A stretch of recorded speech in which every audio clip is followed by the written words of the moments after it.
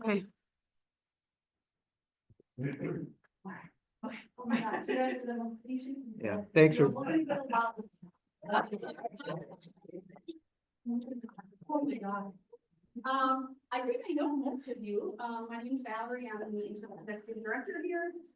Very excited to be able to line up our lectures each week.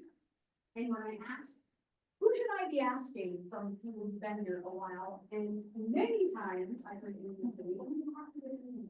so I thought, what a perfect way to end Women's History Month by learning a little bit about women in Rochester. I'm not going to give the big intro since I've wasted a lot of your time having our technology going. I just want to say thank you for coming. Thanks to our members who support the History Center and those of you who dropped in. If you're interested in membership, let me know. But we are glad you're here, and I'm just going to give you the time to you. So welcome you. Right, well, I'm here, in the Cradle Archives area in my grade. Which is amazing results information. It's just, highly recommend checking it out. This is, I decided to kind of highlight women that are in Hidden History Rochester. When I did Hidden History Rochester, and said I really wasn't focused on women, but through my research, I did start to lean towards that. So you'll see if you have the book or look through the book, you'll see that there are a lot of women highlighted in that book. So when they asked me to come speak, I thought this is great. I can highlight some of these women. I don't have time for all of them, but I was excited to bring some of them to life for you. And some of them were passing, like mentions in my book, actually in the history. And I was interested in researching a little more about them. And so I go down rabbit holes. Lee and I, my buddy Lee, we love to talk about research and history. He's a volunteer here at the History Center. We had some great conversations, and it's so easy to find topics you're interested in and just disappear for hours and discover new things. So, like I said, this isn't all the women, and in fact, a couple of them too were women that I stumbled upon and wanted to do a little bit of research myself on. In regards to women in history, sometimes you find that ends with women when you're researching them.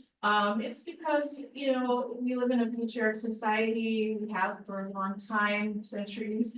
And so women's history does sometimes get buried, and it does get forgotten about for various reasons. Women over time, they didn't hold political offices, they didn't work in government, they didn't have careers. They were in the home. Sometimes they got remarried, you know, they got married, they did take a husband's name. If they got remarried, they took their next husband's name. And sometimes people, just women, disappeared.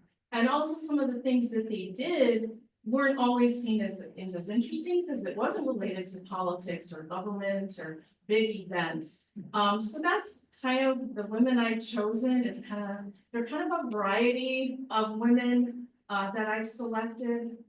And it's just kind of to introduce them to you. Now, some of them you might have heard about. Lee introduced me to Lottie later on here, and I was very excited to add her to my book. She was a fascinating character.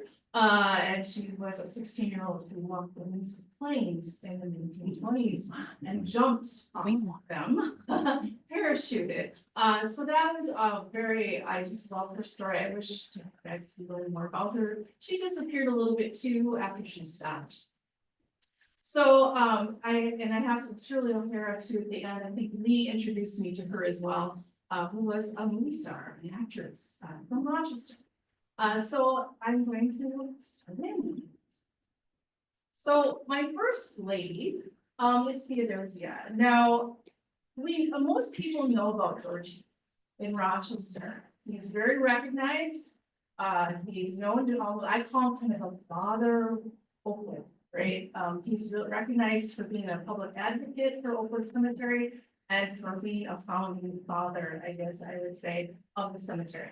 His wife. So I was kind of interested in her, and I made note of her in my book and I mentioned her, but I did try to do more research about her, and there really isn't much about her. There's some, but the paper trail isn't as big as Victoria, which is very common. So she was the wife of George Huey, and you know, he was an engineer and he worked on the Erie Canal. And he was a land surveyor. And they were married in 1841 in Cayuga County, New York. They moved to Rochester in 1859 and they had their 3-year-old daughter with them, and her name was Dolly. Sometimes you see the name both ways. And then, so I just wanted to mention that in case someone says to research her a little bit, I've seen it both ways. George is, like I said, considered the founder and benefactor of Oakwood Cemetery and was well known. When they moved here, they were, George was appalled by the lack of property of the proper cemetery in Rochester. There were bodies that were just kind of being tossed in unmarked graves. Okay, so in the southeast part of town, and he just thought that was awful. What about Theodosia? Well, she probably did too. And one can conclude that she was just thought it was just as awful as her husband and desired a more beautiful location for remembering the dead. And how do we kind of conclude this, or how did I, through research? So this is Oakwood Cemetery. I like to include a little picture of Oakwood. It's so beautiful. I love the front gates. If you haven't been there, I highly recommend it. It's a great place for a walk. It's very relaxing, serene, and there's a reason for that. I'll get into that a little bit. So Theodosia and like I said, there's much documentation or paper trail about George and his contributions, but not so much. And that's common, like I mentioned. So there's 3 reasons why I think Theodosia had more to say and more influence about Oakwood than we know about. One was her devastating losses, one was the rural cemetery movement, and one was her grief. So Theodosia and George, just her, but I'm focusing on her. They had family losses. They lost 2 children before they came. George Jr., George Huey, was 2 months old, and their daughter Mary was 13. And they're buried out in New York. And it's rural cemeteries. And that's where they're from, and that's where they live. Theodosia also lost her father when she was 4. And then the question is, what happened to Theodosia's mother? Well, more than likely she remarried, because I couldn't find her. Now, that doesn't mean she's not buried in the same cemetery, but if she did remarry, she would have taken on another name and would have been lost that way. We might not be able to track her as well. And she's probably buried next to her second husband. This gravestone in the cemetery, if you notice it, it says Father and Mrs. George Huey. So it was erected later by Theodosia. So she mourned and remembered those she loved in this rural cemetery. Beautiful, green space, which is connected to the rural cemetery movement. And so I wanted to talk about that a little bit and how that is reflected here in Oakwood. So they came from New York. Many early settlers here came from the East Coast. They were already from established families, a lot of them out there. And so in the eastern states, the rural cemetery movement had gained a lot of momentum in the later half of the 19th century. And I don't know if anybody has heard of that or know about it, but in the 1830s, big city graveyards were filling up to capacity, and there was reasons for this. Flooding caused problems with graves, and then there was breakouts of disease, such as typhoid fever, and that killed many people. And they're running out of room in these big cities. These graveyards were smaller, they were usually near a church. And they were dreary places, cramped, they were unhappy, they were very depressing. So there was a group of horticulturists in Massachusetts that we want to change this. We want to make a cemetery that's a beautiful place to remember and mourn the dead, to celebrate their lives. And so they created Mount Auburn Cemetery in Cambridge in 1831. Has anybody been there? I haven't been there, but I'd love to go. It's supposed to be beautiful. So that was the first cemetery of this movement. And this is a painting of it. But it's very, it's supposed to be very, lots of spacious area, very lofty trees, greenery, flowers, fountains, ponds. It's supposed to be very beautiful.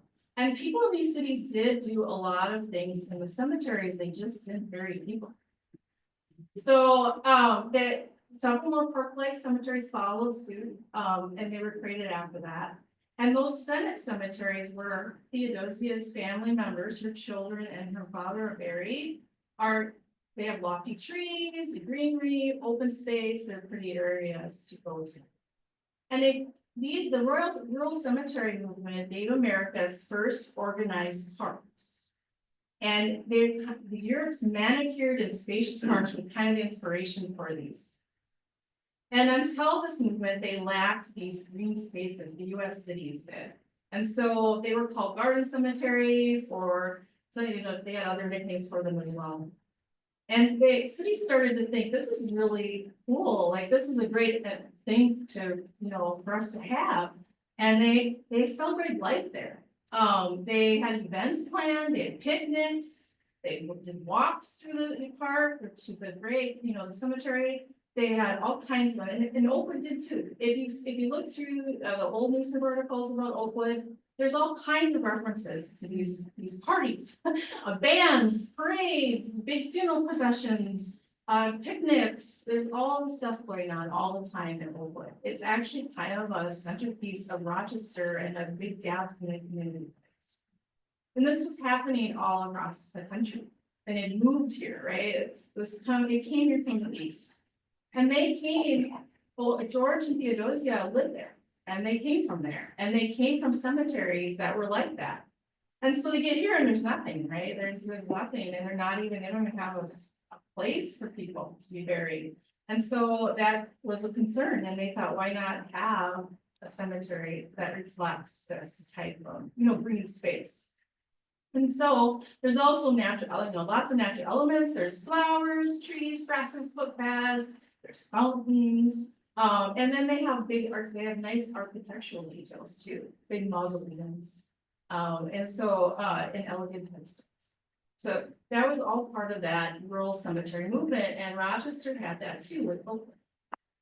So Theodosia and George's Oakwood is a reflection of that, and there was a great desire to have a serene and beautiful place of nature that created a place to honor the living dead. And the groundwork started at Oakwood in 1863 with the formation of the Rochester Cemetery Association and 40 acres. And so these are two pictures from Oakwood, just to show you what it looks like if you've never been there. Most people maybe have, but it's a beautiful place. And it's, in the middle of the city now. Rochester's grown up around it, but it's when you're there, it's quiet and peaceful. And I used to like to walk around there a lot. So when they were here, Theodosia and George also had another tragedy. So they experienced quite a bit of tragedy. Their daughter Dolly dies of consumption at the age of 23. And so this is on their stone at Oakwood. And the memorials for their other two children are also there, but they're not buried there. They're out east. But they have a place to remember them. Their gravestone design acknowledges a marriage that was a partnership. So how does it do this? Traditionally, a gravestone had one spire that represented the patriarch of the family. Two examples are located behind. You can kind of see them a little bit behind the grave. This gravestone recognizes two heads. There are two granite columns that rise from the main base. You'll see it there. And they merge at the apex of a pointed arch, and then they ascend together. In that single tall spire, they symbolize partnership. And it hints that George most likely welcomed Theodosia's counsel for Oakwood and other things, and because of their losses, she would have understood the importance of having a place to mourn and remember losses. So those are with Theodosia, it's kind of my conclusion from doing some research and learning more about, like, for example, gravestone and how it is designed. So, second one. Sarah Ray Clark. This is just I wanted a photo, a pretty picture to kind of give it a pretty look of a woman. to reflect her, but it's not her. It's pretty good. But Sarah Wright Clark is my next name. She was born in Rochester, Massachusetts. As I said, a lot of people who came here were from those states out in the East Coast area. She married John B. Clark in 1849. They lived in Pennsylvania for a time and then came to Rochester. She and John were charter members of the Rochester's Universalist Church. John was vice president of the Union Savings Bank, school board member, and president of the county board of trustees. And Sarah and John traveled to Colorado Springs in 1875 in hopes of helping his consumption. He was ill and didn't feel well most of the time. He battled that for a while, and he died there in 1875. And upon his death, Sarah inherited real estate, business, and personal, and she became a single mother of 10-year-old Emma. But she didn't remarry, which would have been very common back then. She decided to live independently as a businesswoman. So she was a widowed property owner. And their Clark home is a picture of the Clark home, and it looks rather opulent, indicating her comfortable finances, maybe some social prominence in town. And after her death, it actually became Riverside Hospital, a very short time. Not long after John died, Sarah unloaded some of her real estate. She actually sold 35 acres. She was an independent woman, so out of real estate, and then she decided to have a business. So she was an entrepreneur and a business owner in Rochester. She was respected here, and her store was on Broadway Avenue.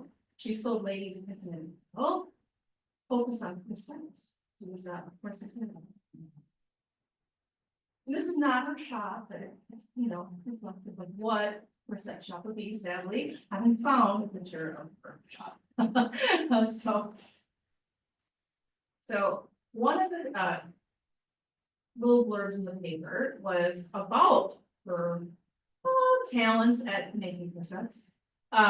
We call attention to the corsets made by Mrs. J.B. Clark. They are said to be equal in every respect to the very best ladies will do well to examine.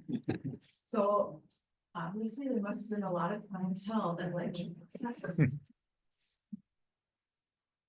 When I did suffrage, so a few years ago, I did research in the suffrage exhibit here at the History Center for local women. All local women were trying to uncover some of the women who were very much suffrage leaders locally. And she was the one that popped up. That's how I got introduced to Sarah. So that's why I did put her in my book too. I have a chapter about some of the suffrage women, the leaders that I found. So she was a founding member of the Rochester Women's Suffrage Association. So she was a business owner, she had real estate, and she was, involved in meeting women's rights, equal rights. She served as vice president. She was co-chair with Mrs. Hamilton. And the Rochester Women's Suffrage Association was one of the very first women's suffrage organizations in Minnesota. And as an officer, she attended a national suffrage convention in Chicago. And she worked closely with Sarah Berger Stearns, who was the organizer of the Rochester Women's Suffrage Association, and she was also its first president. Berger Stearns became a very nationally recognized suffrage leader. She moved to Duluth, and so she led the charge in Minnesota, but she was also recognized across the country. And Sarah also most likely knew Marion Mrs. Sloan, who's another name that a lot of people know in Rochester. She's from one of the early families that came here, and she was also a suffrage supporter and was actively involved locally too. Sarah was also part of the Women's Christian Temperance. So a lot of the suffrage leaders were, women were involved with that. A lot of women were because they found alcohol to be hard on families because people got addicted to alcohol, and alcohol then caused problems within the family because the husband couldn't work. Which what are you going to do back in the 1800s? A woman, if your husband can't work and bring in money. So they would either have to be financially strapped, and they couldn't support their families. And then of course, sometimes with alcoholism, there might be other things that happen as well. And so that's kind of why women got really involved in the women's Christian temperance union. She was a member. She attended a city council, meeting in 1874, and she presented a petition, regarding the liquor sales, basically saying that, she argued that no license for the sale of intoxicating drinks should be granted in the next year. So, and she had petitions, she had signatures, so she stood up and she would sound like a really strong lady. And very, independent. She was also not pleased with high property taxes, so this is a picture of the person in the state capitol. And why wasn't she? Of course, nobody's happy with high property taxes, but her reasoning was, I don't get to vote on it. So this isn't fair. I shouldn't have to pay these because I don't get a say. With no power. So she actually petitioned the state of Minnesota for removal of political disabilities, which is not being able to vote, or exemption from taxation. So you have your right to vote, or don't expect me to pay these taxes. And her request echoed the American Revolution Founding Cry, of course, of no taxation. Very vocal, very active. Okay, so this is the next woman that I want to talk about, Elizabeth Taylor Greenfield. Now, I stumbled upon her, it was a random thing. And I was like, who's this? And there was a mention in the paper on her coming here and I was just very interested, so I started researching her.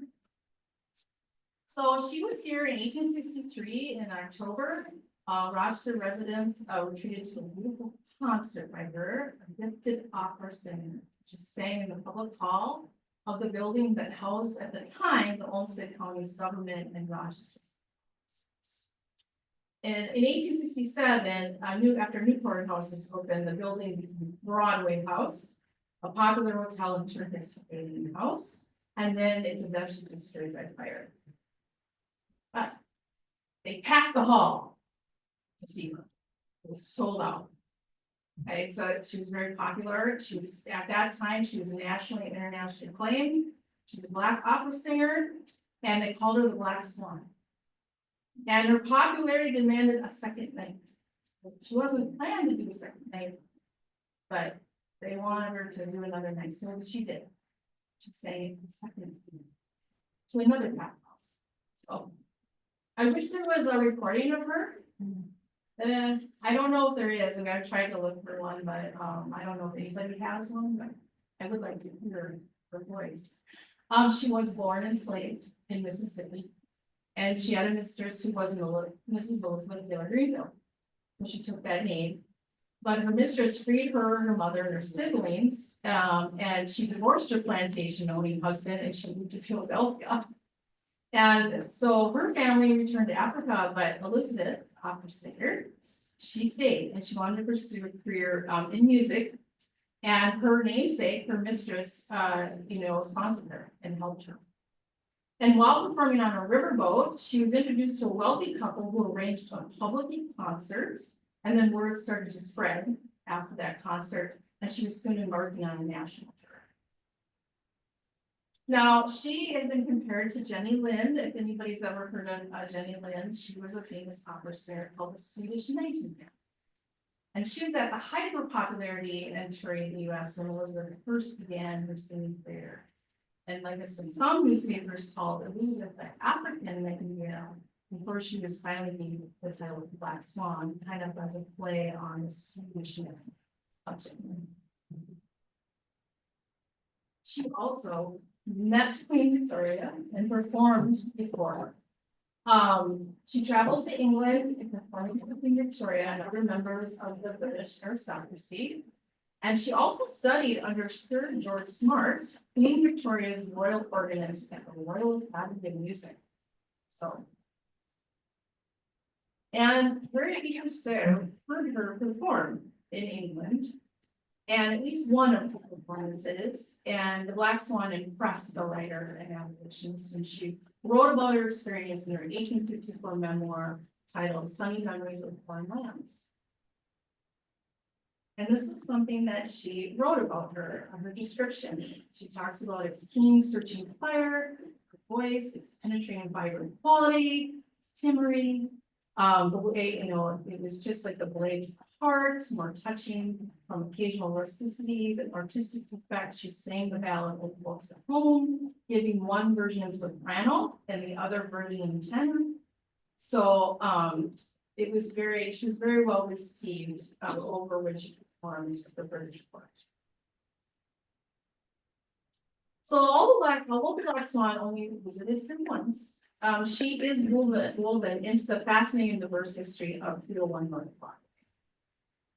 It's the site where she performed in 1863 was also home to the Northwestern Hotel, which provided overnight stay for Jewish visitors to Rochester.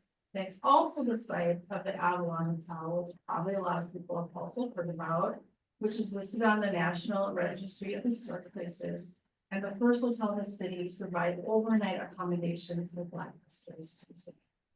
So that little place there has a lot of that 301 project. So this is Fanny. This isn't here. It's a portrait of one from Canada. Because Fanny was very, she was a musician. Now, I thought I wouldn't find a picture of Fanny, but I did find a picture, but it's kind of grainy. We'll see it, but it's from a newspaper article, so I haven't been able to find a nice photo of Fanny. Frances Fanny Grace Cooper. So I stumbled upon Fanny because I was writing about her husband in my book, Hugh Lincoln Cooper, who was the hydraulic engineer of the Lake Zumbro plant. And he was also designed and worked on many more across the country, and across the world.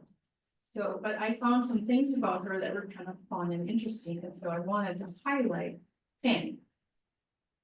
So she was born in Rochester to Albert and Mary Graves, and her mother was a Bliss, which is another well-known name in Rochester, one of the pioneer families, and she arrived here in 1859 when she was 5 years old.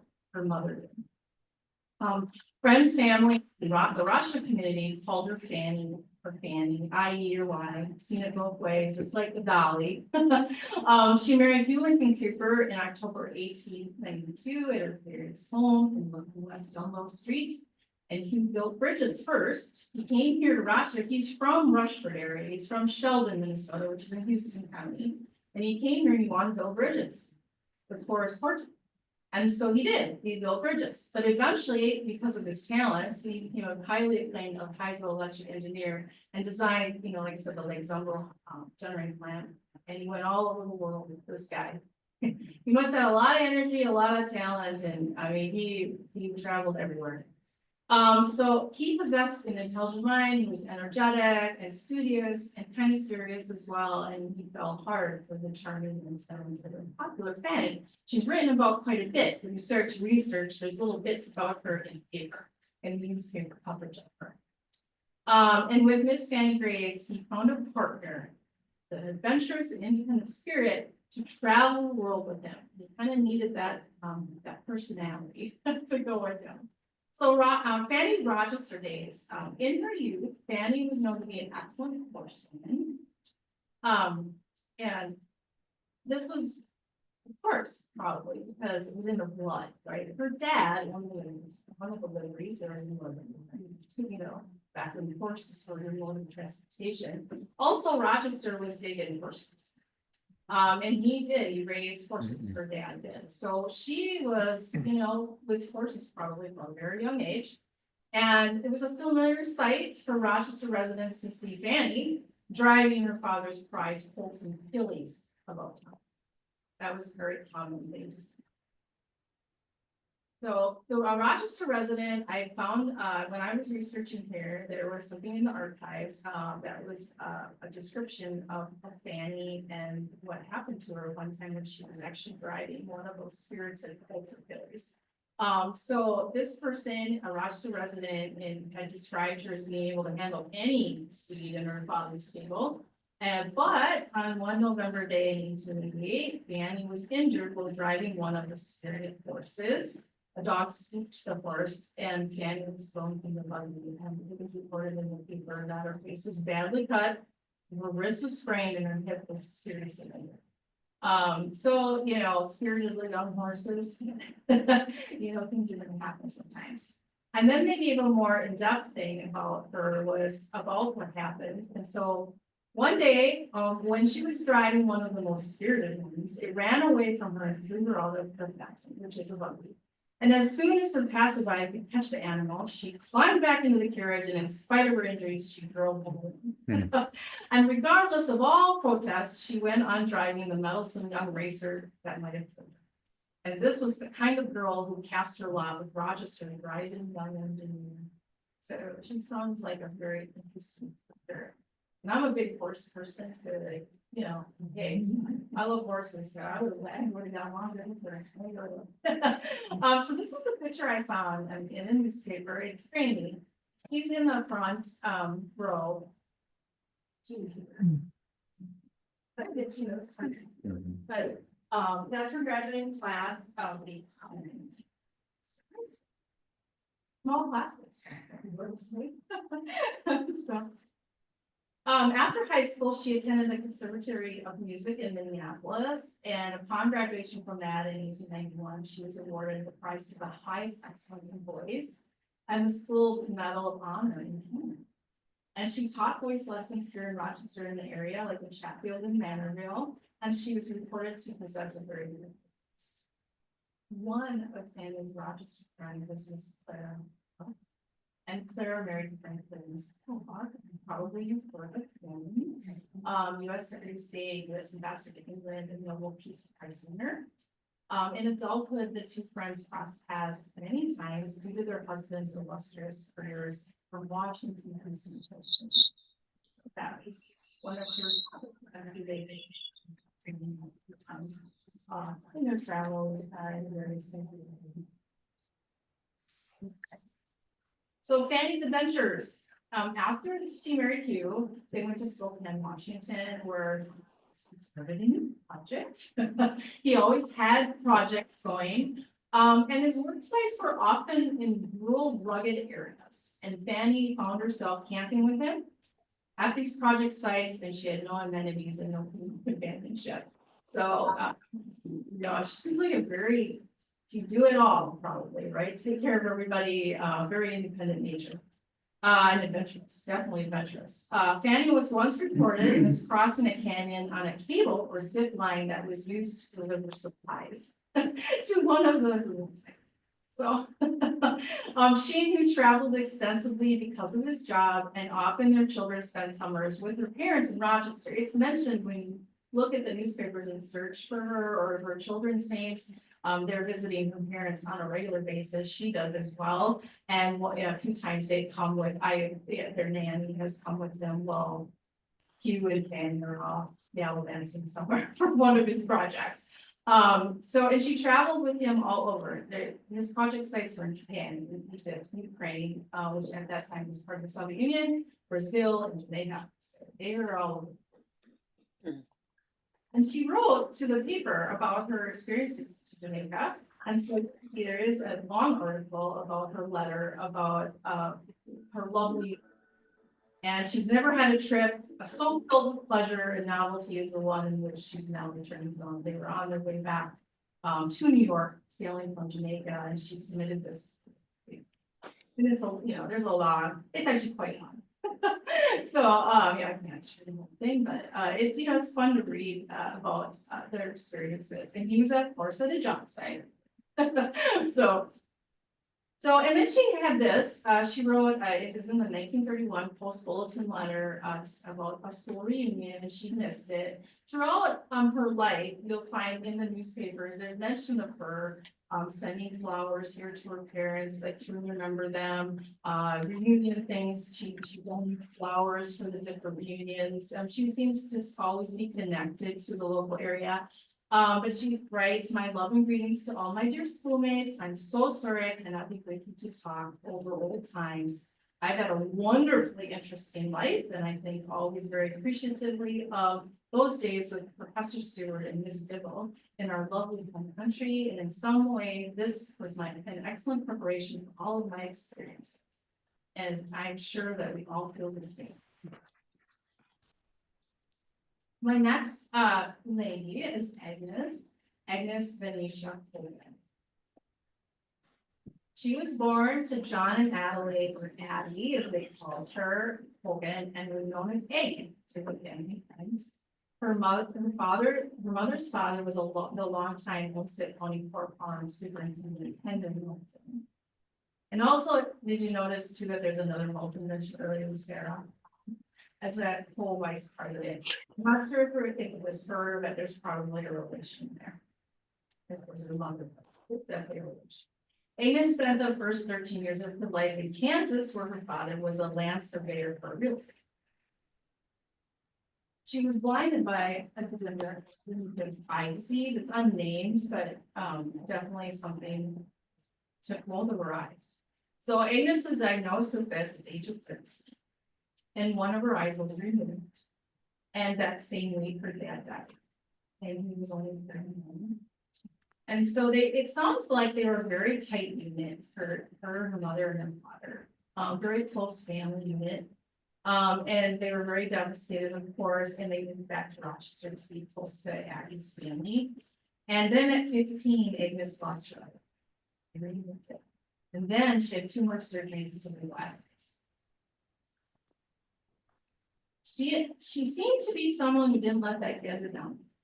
She went off and attended the Minnesota State Academy for the Blind, and that was in Faribault, Minnesota. And the Rochester newspapers followed her progress and her success while she was there. And when she was there, she had impressive musical skills. She sang, she played piano, and she composed music.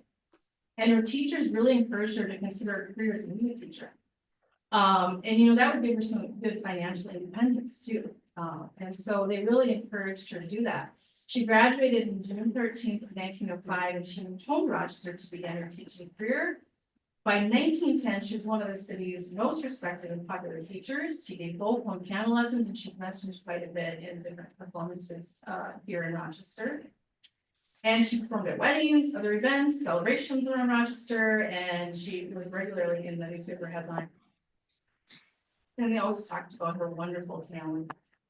She was a member of the Methodist Church here in Rochester. She sang in the choir, directed musical cantatas or musical programs, including the annual Christmas production.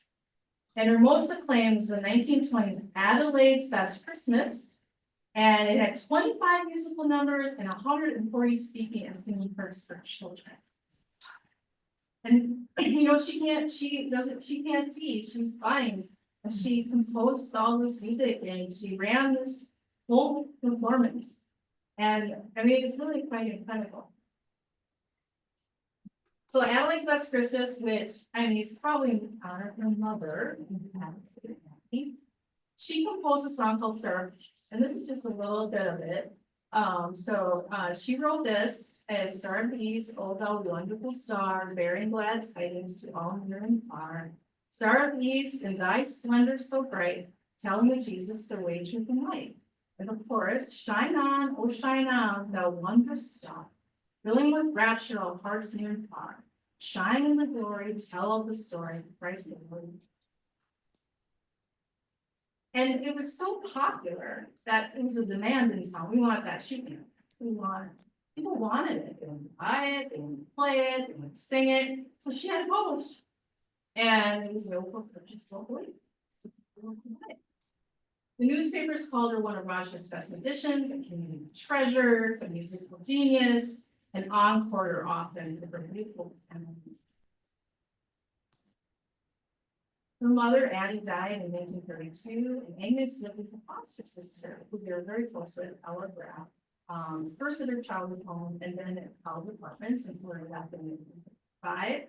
A public funeral was held on Halloween at the Methodist Church, and Ella died in 1963 and was buried next to Addie and Agnes.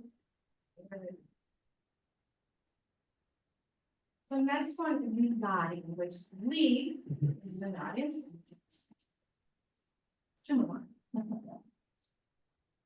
So Rochester had its own aerial stunt girl during the war. She was born Charlotte, but all references are at Lottie in the newspaper coverage of her. Her first parachute jump was at 16, and she did well with crowds. Walk on the wings of the plane, jumping off at shocking heights, and she's a teenager, right? She's a child, she's a little girl. So that was even more, people were fascinated by that. Lottie traveled all across Minnesota and Midwest doing stunts. They called her Daring Lottie. And she was part of a larger national obsession with airplanes that took over the country after World War I. America embarked on a love affair with airplanes during the 1920s. And across America, barnstorming became a popular form of entertainment with amazing aerial stunts. And many of these stunts were performed using the Jenny, which is British JN4, and that's a picture of the Jenny. There were lots of men doing this. There were lots of pilots flying. Charles Lindbergh was one of them. And there was lots of stunts being done, but there was lots of adventurous women that tried it out too. They wanted a lot of things. So they risked their lives to participate in these dangerous tricks, performed at hundreds of ground. One of the most famous of them was Lillian Boyer. So she was one of the most well-known of those aerial stunts, aviatrix women who did all kinds of crazy things. There she is. I think she even at one time held like as well. So she did all kinds of things. Then there was also the Minnesota Gladys Roy. I don't know if anybody's ever heard of her. She was inducted in the Minnesota Aviation Hall of Fame. She started performing in 1821. She was one of the most famous stunts was playing tennis. That's what they're doing. Oh my God. Playing tennis. Yeah, on the biplane. I can't imagine. So she did all kinds of crazy stuff. I don't know. And then there's the one where they're blind. She's got like a bag over her. She's blind, you know, she can't see. She's walking the wing and yeah. And she was in movies too. She was kind of a stunt. She did stunts out in Hollywood, you know, it was the beginning of movies at that time. So she did stunts for Hollywood films, and she did come from a family of aviators. Her brothers were pilots. And this is a still from Paramount's 1925, The Airmail. And actually, it's been lost. Footage of it is gone. Now that happens with some old films, and they disappeared because they were made on a different type of material, and that material deteriorated. So that's a still from that. She was a pilot home, and she's pointing at the sky. That's her pointing at the sky. And she died at age 30. It's a very horrible thing. She backed into her pump. It's awful. And she was in Ohio doing a publicity photo with somebody, and she backed into her pose. Another one was Bessie Coleman. She was the first African-American woman to have a pilot's license. She also may have been the first Native American woman as well to have a pilot's license. And she earned her flight certificate in France. She was known as Queen Bess and Great Bessie. And she died in a plane crash in 1926 at age 34 doing stunts. And here's some headline with Lottie, a daring airplane jumper, wing walk this year, ready to go. So it talks about her and that she's actually gonna add more stunts. She's not just gonna parachute anymore, she's gonna do more difficult things. And then it talks about, actually, I thought it was interesting, and I don't know if Lee had seen this, but they talk about other girls that want to do this or were planning to do it, so she maybe would have some competition. Now, I don't know how many I ran into that ended up doing it, because I don't recall any. I tried, but I'm like, I don't know, where did these girls go? They probably were like, I'm not doing that. When it came down to it, they probably changed their mind. But that was like a week after Lottie, the other article where Lottie was like, I'm gonna add more things to my. So there were some other girls that thought people did that too, but nobody ended up doing it as far as I found out, and Lottie continues to be a star. So there she is. These are grainy, but that is for parachuting. So did Lottie want this, right? She's 16. No. Well, some news stories hinted she was frightened of Lottie. as to jump. But she was made to do it by her husband, who wanted to she married George Schumann at age 16, so then she started jumping right after that. He was 47. So that's 3 decades older, the age difference raised questions. And also there's even an article in the Minneapolis paper that called him her father. So there's some confusion of who's this guy? Like, bad? Like, no, he's married to her. But her mother was also interviewed in a newspaper, and said she didn't want to. So, you don't know. But he is quoted as saying that a woman made twice as much money dropping from a plane than a man. But however, a lot of the newspaper articles talked about Lottie's passion for this and how she was very calm before each jump. She seemed to like doing it. I mean, one of them was this one in 1922. And this is a grainy one, but there's. So, we'll never know, but we'll never know for sure she wanted to do this. However, she did stop doing it after she divorced him. So she divorced him at age 20, and she claimed to go doesn't go into what that is in the newspaper article, but she divorced him and it was granted, and she never performed again. So she disappeared from the headlines, and she just kind of disappeared completely. And not long after she stopped, the barnstorming came to an abrupt end as well because of the creation of the aviation federal regulations. You can't just be going in those planes and jumping out. And of course, they had lots of accidents, and we had lots of crashes, and so once they had federal regulations, it kind of ended all that barnstorming. Lottie married twice again, and she eventually got very young. And she once told a reporter about her death-defying jump that it was all over so quickly, and I'm sorry because it's a great sport and the people get a big thrill out of it, and I'd like to do it. I am not the least bit. This is Minnie. So Minnie Bowron.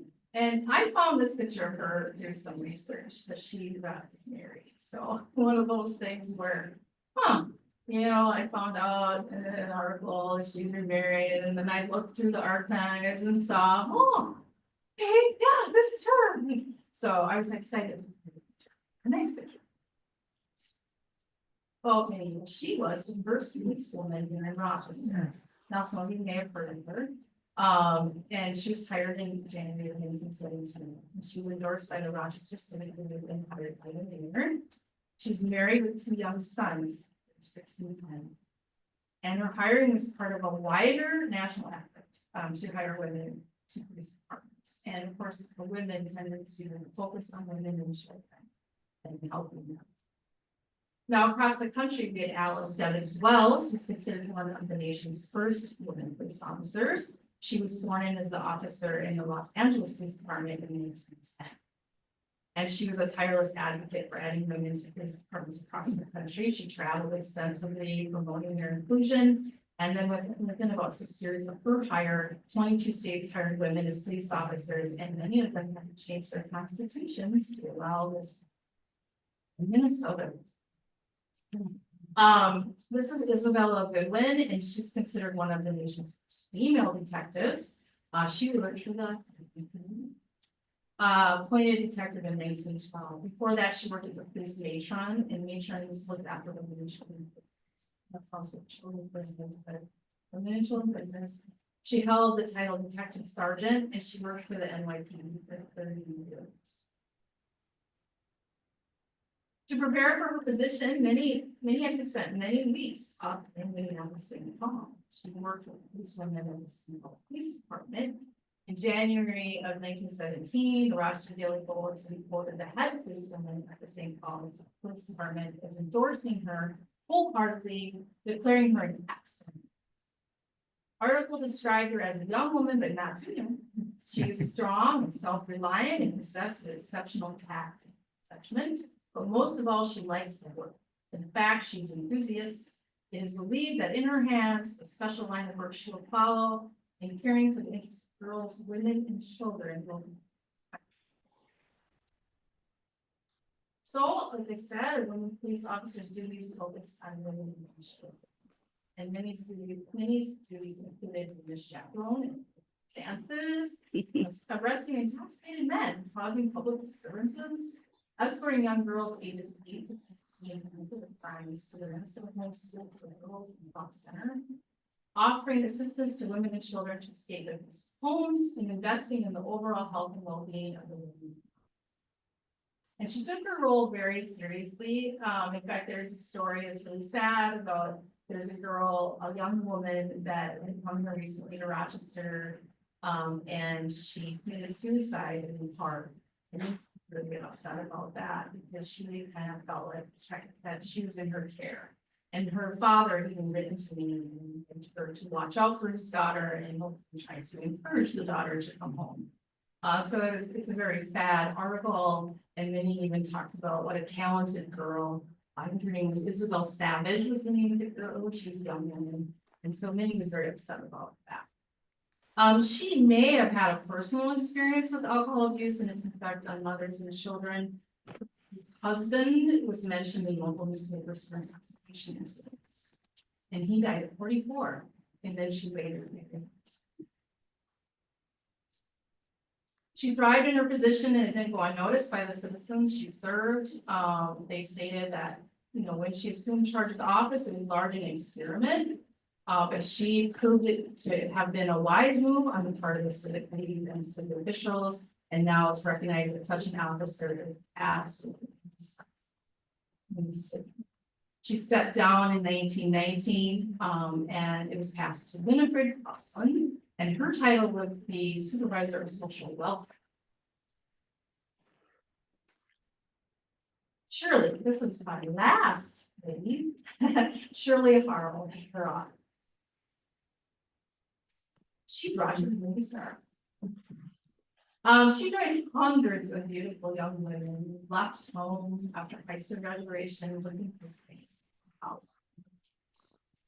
She started work as an elevator girl in Saks Fifth Avenue in Beverly Hills, and she quickly caught the attention of RKO studio filmmaker and was cast in her first film in. And this is a still from the movie The Chase, 1946. So when Shirley was in Rochester, and this is the Chateau Theater, the inside of the Chateau Theater, she wanted to be a crime reporter. That's what she wanted to be. But the Post Bulletin said, turned her down. So she went to work for the Chateau Theater. And that was where kind of her interest in making movies was born. And after graduating from Rochester High School in 1942, she took off on a road trip to the West Coast and she decided to adopt California on it. So in Hollywood, she was a resident at the Hollywood Studio Club. And this is a postcard of that. And that's where many hopeful stars would stay at the studio club while they pursued work in the film industry. She advanced from elevator girl to sales lady at Fax, and she did quite well. And one of her regular clients was like a movie producer.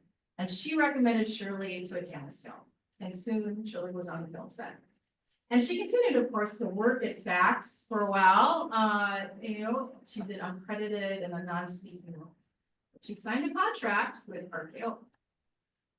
She did work at the Hollywood Canteen. I don't know if anybody's heard of the Hollywood Canteen out in California, but it was started by several really well-known actors and actresses, including Betty Davis.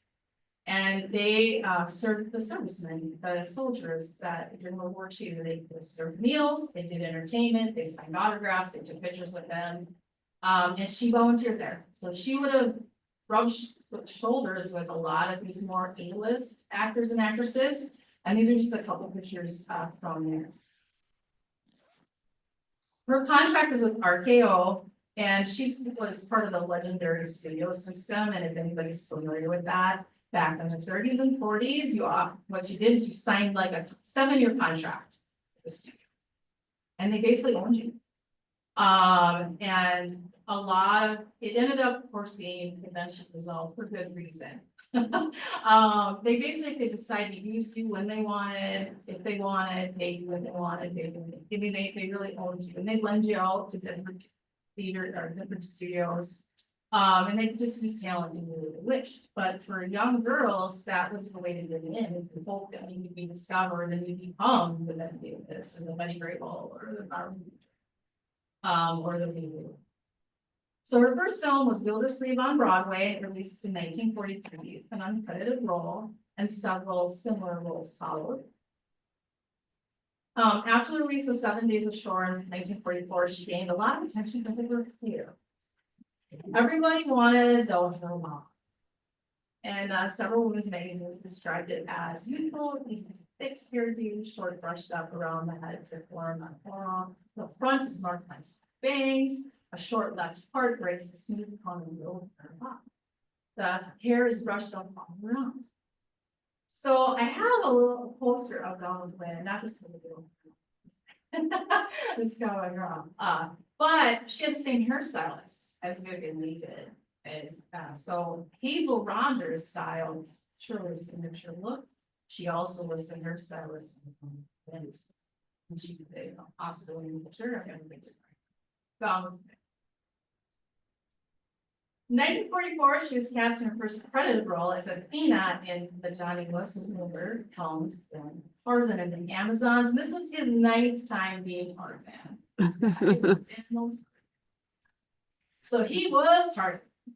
And so the movie was released in 1945, and she hoped people in Rochester would know her. She was actually concerned. She was mentioned being concerned that they would know her if she changed her name. The studio system often changed their name. She's no longer Shirley Hart. She was the Rochester Post-Bulletin would have received a big publicity kit, for these movies from Hollywood, with various information about the film, the actors involved, and then like this one. And these two. There she is being buried by time. And there's her baby side because I get there as well. She eventually worked as director of public relations for the Burbank studios of Warner Brothers Studios and owned her own publicity presenting the movie industry. She continued to do roles in TV and film, including 1976 Rocky, which she had a small role as a secretary, and filmed over 100 movie and TV roles. She married Jimmy McHugh Jr., they shared one son, and later she married a screenwriter, Milton Prince. The Post-Bulletin wrote of her in 1944, "How fate chose Shirley as one in a million for potential fame and fortune is another of those amazing Cinderella stories, which happens only in Hollywood. She was Rochester's gift." So, and even though she wasn't in front of the camera, all the time and become an A-list actress, she was very involved in Hollywood and in filming and behind the scenes, and she would work to must have liked it. And those are the women that I wanted to highlight tonight. Kind of give a little life to engage. Thank you. If you don't mind, Amy, if anyone has any questions, I see Dana's got his hand up. Yeah. My music teacher. Yeah. Is there any indication that she taught the male Dr. Charlie's children? There's no mention of that I found in any of the articles or it's possible. Okay. Thank you. She was welcome. Made a lot of headlines in the papers and on her conferences. Finding anything like that. Doesn't mean it's not there. You never know. So I won't say that. You never know. Any other questions? This is just a handful. Historical maybe not just a handful who I mentioned in the book, but it's not probably the fun of all the women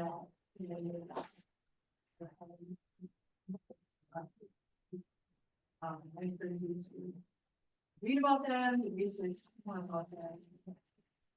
But thank you so much for that.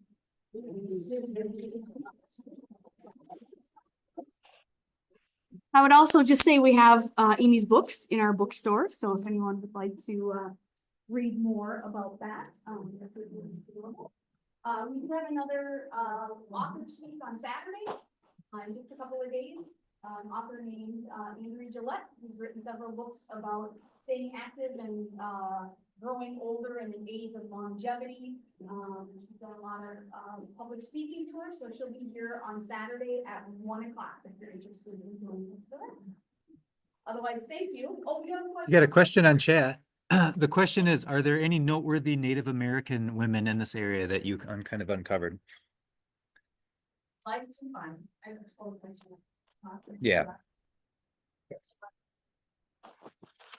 I sure would like to, you know, really a lot of, it's hard to find information about women in general, and can you imagine how hard it is to find information about Native American women here or even Black women? It's challenging, and when you do searches on the newspapers that are here now, there could be like, there's a new newspaper option here now, we told me about.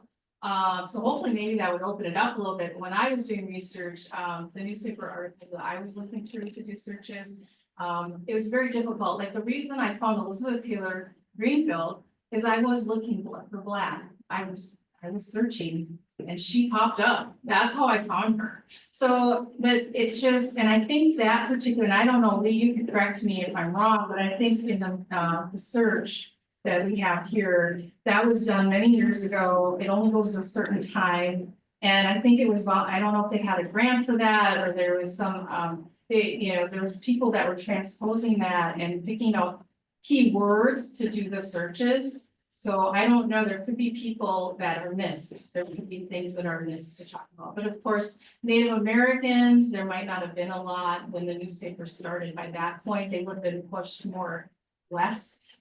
As the white settlers moved in, and so there wouldn't have been as much mention there anyways because of that, because the newspapers weren't here right away. Mhm. It took a little while for them to get going, and like I said, by that time they pushed them. You know, the Native Americans were here, that's why the settlers came in, is there was a treaty that opened up the land and they pushed them out west. So it would be nice to find that information.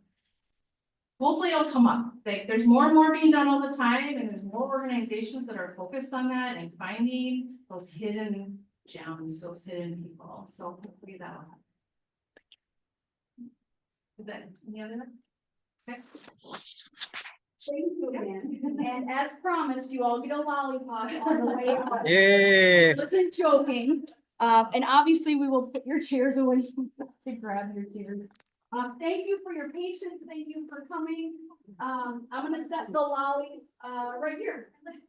So if you would like a sucker, please help yourself and thank you always for coming.